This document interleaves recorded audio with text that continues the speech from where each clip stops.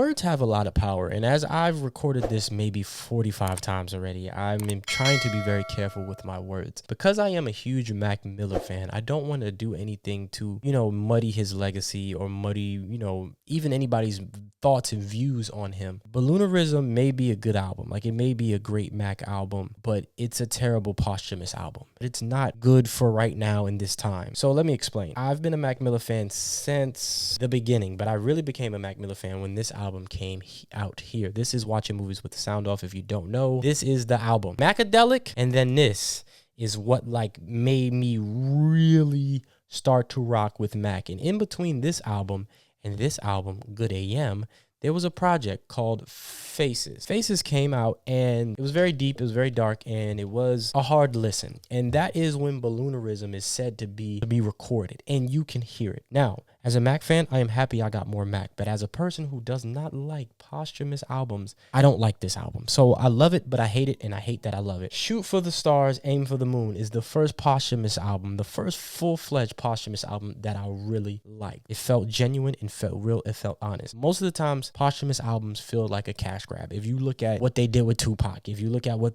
they did with Biggie, if you look at what they did with XXX, if you look at what they did with Juice WRLD, you look at what they did with most artists when they pass away, they go crazy and they kind of throw them on a strip and tell them, give me some money, kind of pimp them out, kind of whore them out. I don't feel like this with Balloonerism, so that's the reason why I say listen to it. Definitely worth a listen, especially if you're a Mac Miller fan. And like I said, I'm trying to be careful with my words because I don't want to put ill will to one of my favorite artists. As you can see, I have the best Tiny Desk to ever be released on vinyl right here. Shout out to my wife. Amazing. I watch that all the time. I watch that at least once a month. I love 2009. One of my favorite songs ever. Mac is my guy. And of course, if you've come from my other videos, say Mac Miller is not a Culture Vulture and Post Malone is, I have a special place in my heart for Mac. But that's the reason why this was a tough listen. I probably won't listen to this album ever again. I did not like Circle. I will admit that. I was so in love with Swimming, and I was so fulfilled and happy with what I got on Swimming. It was hard for me to listen to Circles. I've listened to Balloonerism way more than I've listened to Circles. I probably gave Circles 1 or 2 listens because for me as a content creator and as a creator in general, my art is my art, and I would hate for something to happen to me and something that I didn't want out be put out. Now, the family has been doing a good job. Shout out to the Mac Miller family. They have been doing a good job, and this doesn't feel like a cash grab. This feels similar to the Pop Smoke release, not the Faith one that was released. I'm talking about the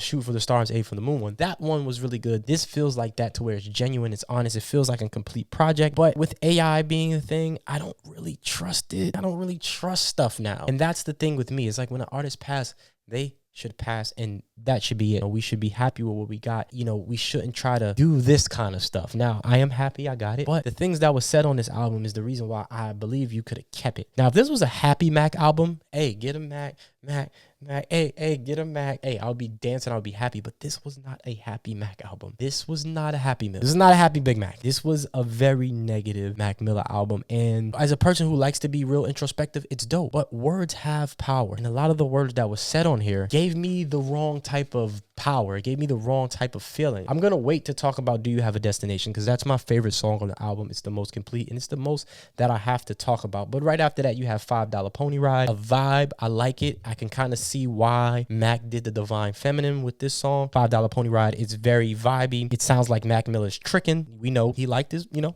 women. Feels very Divine Feminine, early Divine Feminine. Why he got into that. Will you let me stay for a little while, right? Like that right there is $5 Pony Ride. Then you got Friendly Hallucinations, right? What? Mac is really rapping on this, and it's just a lot of pain, a lot of drugs, a lot of pills, a lot of losing faith and let's get out of here, wanting to leave. It's very, very ominous. A lot of this is very ominous, and they say words have power, and you can literally talk yourself into your life. If you can manifest your life. They say the universe was spoken into existence, that God spoke the universe to existence. So be very careful with your words. When I hear this, it's crazy. One of my favorite lines off the album, it says, had a plan to burn her past, but it backfired. I like that. Had a plan to burn her past, but it backfired.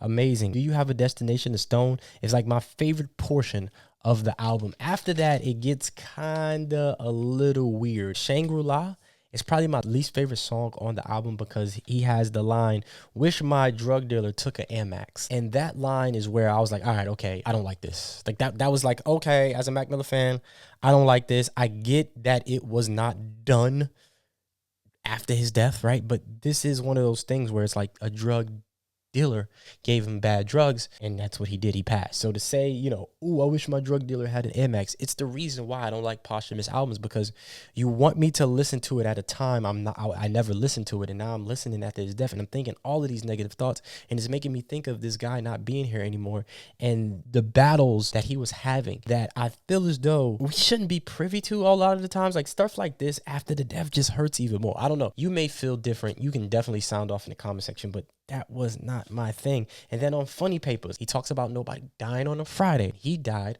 on a Friday. And he was like, it could have been a businessman or this person to that person to that person to this person, right? He lists all these things where it's like, it could have been a regular guy with this and that. And it's like, well, it was a rapper fighting drug addiction that died on a Friday. Mac Miller, like he fits within that listing these different people that it could have been. And he ended up being one of those people. So a lot of this is, I really don't pick it back up for me until Mannequins. Mannequins really hit well for me. But a majority of this project, I don't feel as though I have to listen to again. Now, that may be hard for you to hear as a Mac Miller fan, but overall, I think the project is good. I think it's a good solid 7.5 to 8. I think Anthony Fantano gave it an 8, and I think it's great. It could have been better if he would have released it. If he released it and this wasn't after his untimely passing, cool. I would have loved it. If you'd have retroactively put this out and did something with it, yeah, I would have loved it. But the fact that he's passed and the fact that he's gone and it sounds so just dark is just something that I am not interested in. A lot of what was on Swimming was good for me. Somehow we gotta find a way. Ladder, how many miles? Feel so good right now. But it all, like, I would have been fine with that album. Anything that has released after has just been way too dark and way too ominous. But the highlight of this entire project to me personally, like I said, I'm not here to be right. I'm just here to be me, is do you have a destination? Went to sleep, faded, and I woke up invisible. Again, words have power. Words have power. He went to sleep and didn't come back up. An accidental overdose. And that's hard to talk about. That is difficult to talk about. As a Mac Miller fan, Blaze,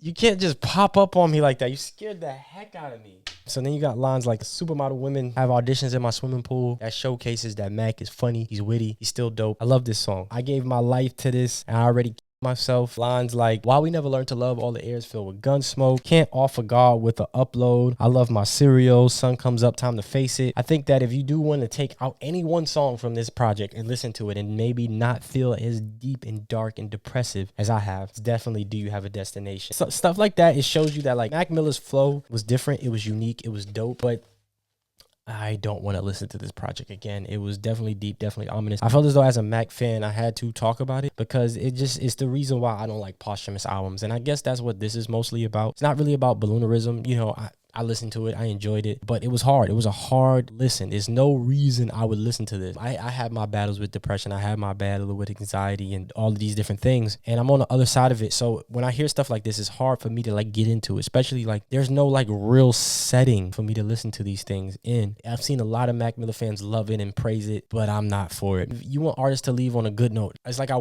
re-entered his trauma. It's like I re-entered in the trauma that I had from him losing his life. Just a lot of things just doesn't fit right with me.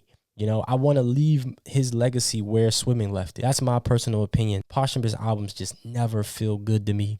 This is not on the family. This is not on Mac. This is just my personal feelings of posthumous albums. I was happy that I got Mac, but I didn't want Mac this way. I would love the Happy Mac album. Is it any Happy Mac music out there? There probably isn't. As a fan, I love this. As a fan, I think this is great. I'm happy to have it. I'm happy to have experienced it. But as a human being, I hate this. I don't like it. Not everything needs to be for everybody. As a fan, not everything needs to be for me. Not everything needs to be heard. Not everything needs to have a release date. Some things should be tucked away and to never be heard again. And I think Balloonerism is one of those. I do suggest you go listen to it because it's available. I'm not going to tell you, don't listen to it. I'm not going to throw paint on a painting and be like, this is activism. No, I'm not going to throw paint or throw dirt on this project because it's a great project. But as a human, I would have been fine without it. Like, of course, like I've said, I have plenty of Mac stuff here. I was very happy to pay retail for these right here, for the Mac Miller Swimming Vans. Very happy. 5th anniversary edition. One of my favorite shoes ever. Never going to get rid of them. But like I said, not everything needs to be heard. Not everything needs to be felt. As a fan, great. As a fan, great. As a human being, Keep it. Moving way too far into everything being a commodity. Humans, thoughts, everything being a commodity. I didn't need this part of Mac's life to be a commodity. It would have been fine in the vault. It would have been fine never being heard again. That's just my personal opinions, but leave your thoughts in the comments. Make sure you like, comment, subscribe, ring that notification bell. What do you like from Balloonerism? Did you listen to Balloonerism? How do you feel about Posthumous albums? It's going to be hard or maybe impossible to get me to listen to another Posthumous album after this. I'm going to be real with you. I just don't want to feel like I felt listening to this. I wanted to be happy, but I was sad. It was like I was fighting my fandom. And I think that's a problem with the fandom that we have nowadays is people just want to be fanned out and not be honest. As a fan, cool. But if I'm being honest as a human being, I don't want to hear this again. Personally, thank you, but I'm good. Join and be a member in the description below. I appreciate you. Make sure you hit that Cash App link below right here. Anything is appreciated. And leave me your thoughts, man. Mac Miller, I still love you, but Balloonerism just wasn't for me. You let me know how you feel in the comment section. Peace.